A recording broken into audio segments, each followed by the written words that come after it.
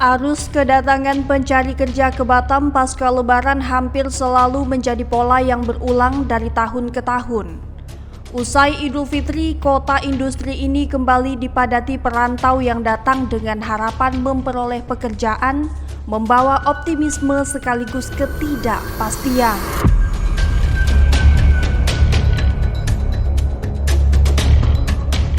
Namun pada Lebaran 1447 Hijriah, situasinya diperkirakan berbeda. Pemerintah Kota Batam menerapkan pengetatan administrasi kependudukan dan ketenagakerjaan. KTP kini bukan sekedar identitas, tetapi menjadi penentu akses awal terhadap peluang kerja. Pembatasan layanan kartu pencari kerja bagi pemegang KTP luar Batam membuat pendatang menghadapi tantangan lebih besar. Peluang mencoba peruntungan semakin sempit, terutama bagi yang datang tanpa keterampilan dan kelengkapan administrasi.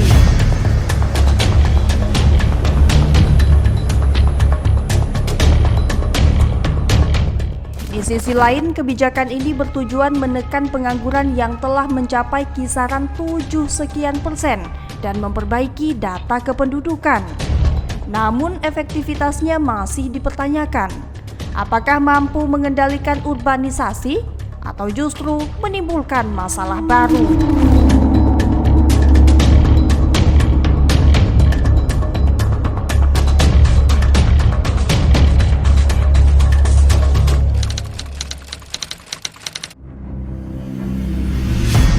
Senin 16 Maret 2026, 5 hari menjelang Lebaran, DPRD Kota Batam mengesahkan Ranperda penyelenggaraan administrasi kependudukan menjadi peraturan daerah setelah melalui fasilitas Gubernur Kepri.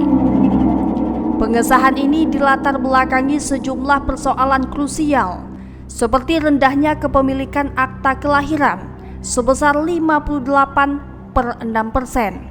KIA 58,1%, serta masih adanya perkawinan tanpa akta 21,5%, ditambah tantangan kepadatan penduduk, tingginya migrasi, dan data kependudukan yang belum akurat.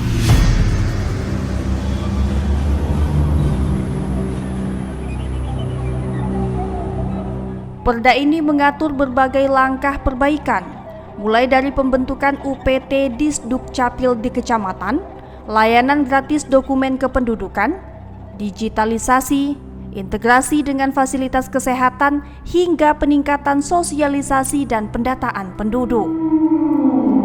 Namun pengesahannya juga memunculkan pertanyaan, apakah aturan ini murni untuk menertibkan administrasi kependudukan atau justru menjadi cara untuk membatasi pendatang?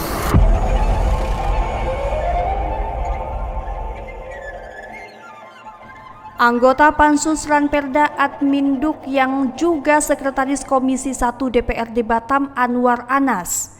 Ia menegaskan disahkannya Ranperda tentang Adminduk bukan bertujuan untuk membatasi pendatang. Menurutnya regulasi tersebut justru menjadi instrumen pengendalian agar pertumbuhan penduduk tetap seimbang dengan ketersediaan lapangan kerja serta layanan pendidikan dan kesehatan.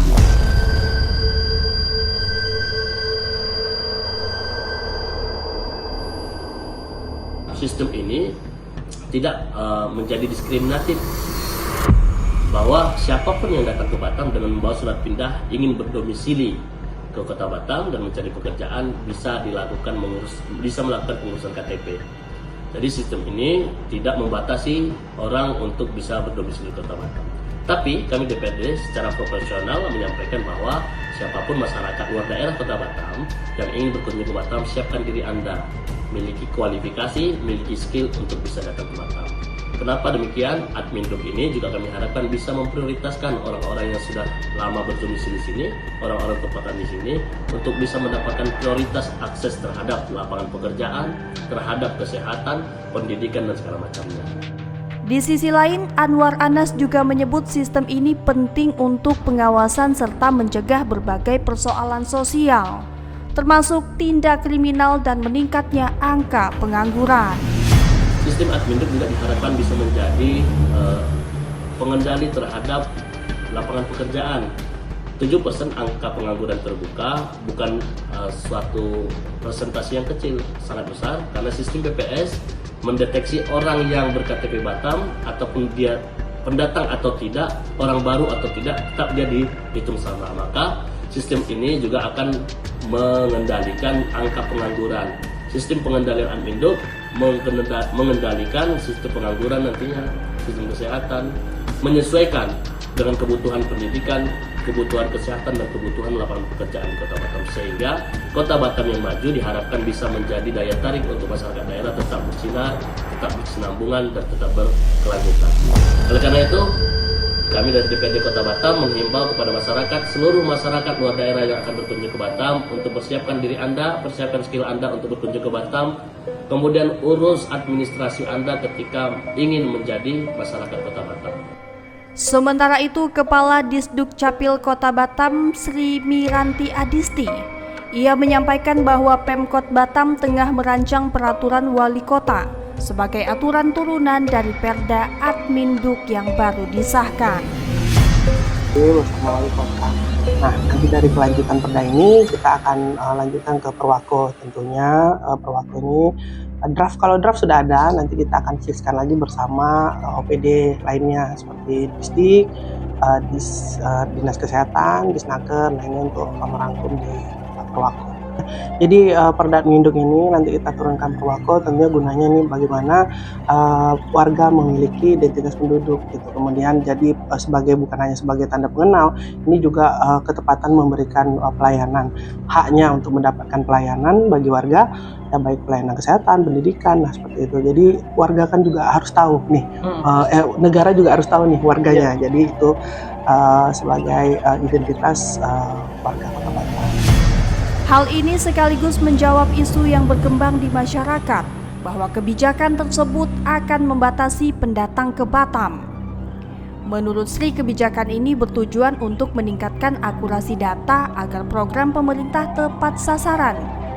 Upaya tersebut dilakukan melalui verifikasi dan validasi data, termasuk penyesuaian data RT dan RW bersama camat dan lurah.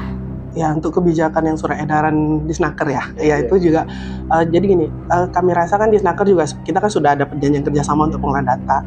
Disnaker pasti memiliki data produktif warga kita. Nah, jadi memiliki KTP Batam untuk mendapatkan pekerjaan. Nah, nanti bagaimana ke depan untuk masalah terkait SDM atau apa, tentunya Disnaker sudah memikirkan langkah lah untuk mungkin mengadakan pelatihan ya untuk SDM. Nah, jadi memang ada prinsipnya kalau kita yang data luar, kalau penduduk ya datang, tentunya administrasinya lebih tertib lah warga yang datang. Jadi dokumennya dilengkapi, ya sejauh itu dokumennya lengkap, kita pasti memberikan pelayanan. Di sisi lain, ia juga menyampaikan data konsolidasi bersih semester 2 2025, di mana jumlah penduduk Batam kini telah tercatat sebanyak 1.394.459 jiwa. Jumlah laki-laki mencapai 705.945 dan 688.514 perempuan. Sebaran penduduk masih terkonsentrasi di wilayah tertentu dengan Sagulung sebagai yang terpadat dengan 243.694 jiwa. Disusul Batam Kota 218.580 jiwa dan Sekupang 200.176 jiwa. Sementara Bulang menjadi yang paling sedikit dengan 12.803 jiwa. Dari sisi administrasi, pencetakan KTP elektronik telah mencapai 99,19%. Kepemilikan KIA sekitar 63,4% dan aktivasi IKD tercatat sebanyak 61.829 warga. Tak hanya Ranperda Adminduk, para pencari kerja di Kota Batam kini juga dihadapkan pada kebijakan lain. Dinas Tenaga Kerja Kota Batam menerbitkan Surat Edaran Nomor 13 Tahun 2026 yang mulai berlaku sejak 1 Maret 2026. Dalam kebijakan tersebut, warga dengan KTP luar Batam tidak lagi dilayani untuk pembuatan AK1 atau Kartu Pencari Kerja. Kepala Disnaker Batam Yudi Suprapto, ia menjelaskan bahwa kebijakan ini merupakan bagian dari upaya penertiban administrasi kependudukan. Selain itu, langkah ini juga bertujuan untuk memprioritaskan tenaga kerja lokal agar lebih terserap di dunia industri dan angka pengangguran 7,5% bisa turun. Itu kan tak bisa kita halangi. Makanya kita ingin tertib administrasi dulu kalau dari kami Dinas Tenaga Kerja itu. Jadi ke depan itu kan seluruh perusahaan akan mengutamakan tenaga kerja dari lokal sesuai amanat Perda tadi nomor 2 tahun 2026. Dan itu kan kami sosialisasikan terus. Dan ini kan sedang berjalan. Jadi mereka tidak merekrut lagi dari luar. Ya kan? Ambil semua dari tenaga kerja lokal. Pak, jadi selanjutnya itu kalau untuk diperjelas mungkin Pak terkait program untuk peningkatan SDM kita di Kota Batam apa saja nanti akan dilakukan? Baik, untuk program kita setiap tahunnya dan tahun ini kita sedang melaksanakan BIMTEK. Ada BIMTEK itu 52 jenis. Tahun ini berjalan 52 jenis BIMTEK. Itu adalah program peningkatan kapasitas. Mereka yang sudah bekerja akan mengikuti pelatihan peningkatan kapasitas. Misalnya welder 3, dia punya tingkat dasar 4G, dia ingin ikut yang 5G. Itu peningkatan kapasitas sedang berjalan. Dan kedua, kita juga punya kegiatan pelatihan untuk pencaker yang baru-baru tamat SMA. Ya, untuk para pencaker itu kita adakan pelatihan itu 82 jenis pelatihan.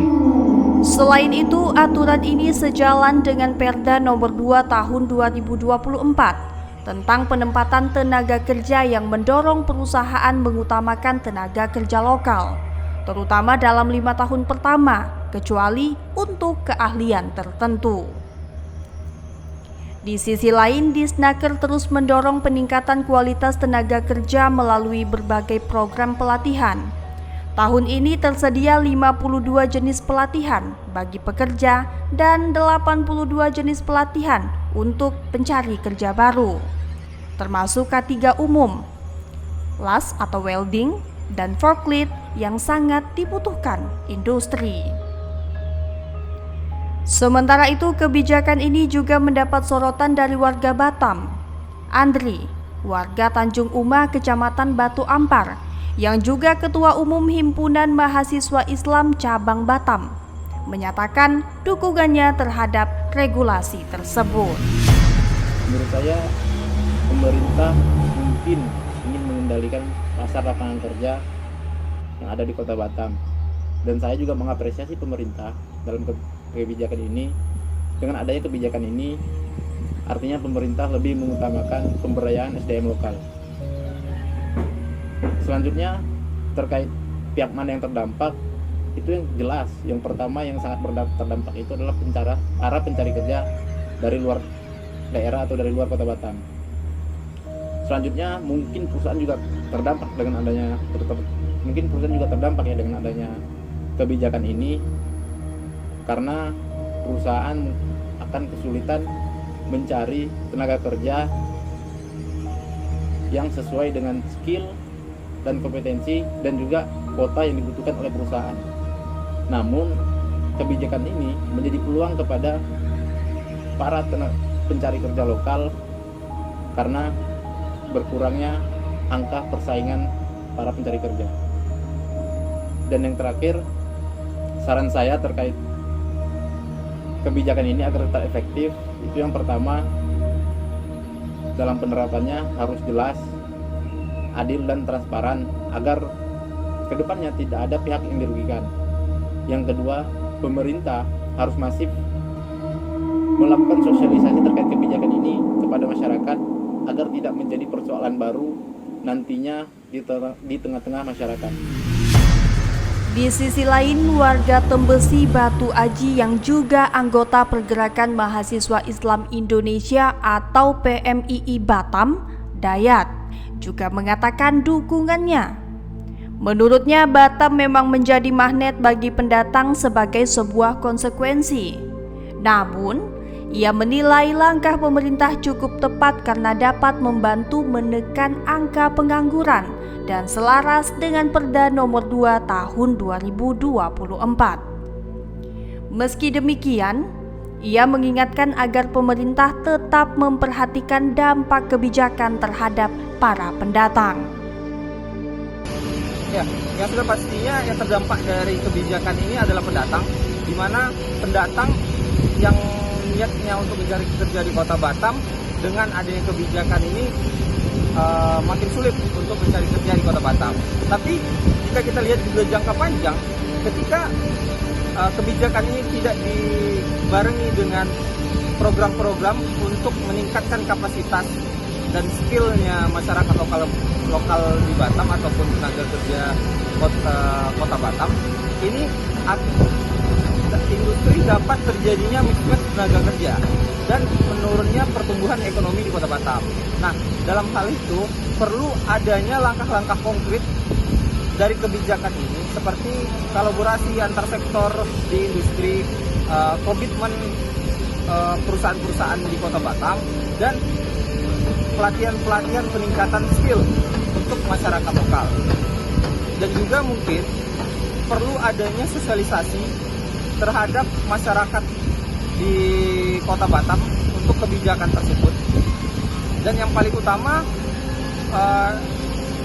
untuk dapat diberitahukan secara nasional tentang kebijakan ini agar tidak terjadinya ketidaktahuan pendatang yang akan berlabuh di Kota Batam seperti itu.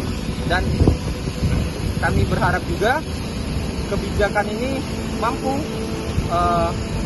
mengurangi tingkat pengangguran di Kota Batam. Arus balik dan urbanisasi ke Batam pasca Lebaran tampaknya akan terus menjadi cerita yang berulang setiap tahun. Di tengah daya tarik sebagai kota industri, harapan para pendatang untuk mengubah nasib kini berhadapan dengan aturan yang semakin ketat. Pemerintah berupaya menata, masyarakat berharap mendapat kepastian. Di satu sisi, penertiban administrasi dan ketenagakerjaan diharapkan mampu menekan pengangguran dan meningkatkan kualitas data. Namun di sisi lain, kebijakan ini juga menjadi ujian. Sejauh mana keseimbangan antara pengendalian dan kesempatan dapat dijaga? Pada akhirnya, Batam tetap menjadi magnet. Namun siapa yang bisa bertahan? Kini tak hanya ditentukan oleh nekat dan harapan, tetapi juga kesiapan, keterampilan, dan kelengkapan administrasi.